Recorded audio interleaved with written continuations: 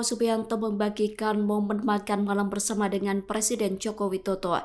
TKN Prabowo Gibran mengungkap makna di balik makan malam antara Presiden Jokowi dengan Prabowo Subianto. Menurut versi TKN, momen makan malam itu sah-sah saja jika ditafsirkan sebagai dukungan Jokowi kepada Prabowo pada Pilpres 2024.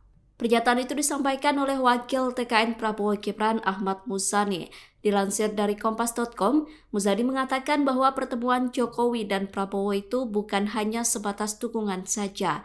Pertemuan tersebut juga diartikan sebagai harapan melanjutkan apa yang sudah dibangun Jokowi selama 10 tahun terakhir.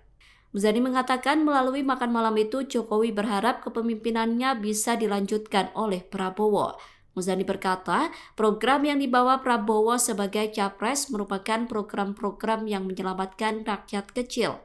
Menurut Muzani, hal itu membuat Jokowi bulat mendukung Prabowo dalam Pilpres 2024.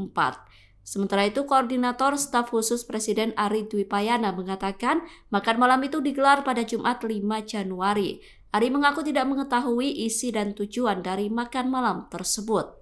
Download Tribun X sekarang, menghadirkan lokal menjadi Indonesia.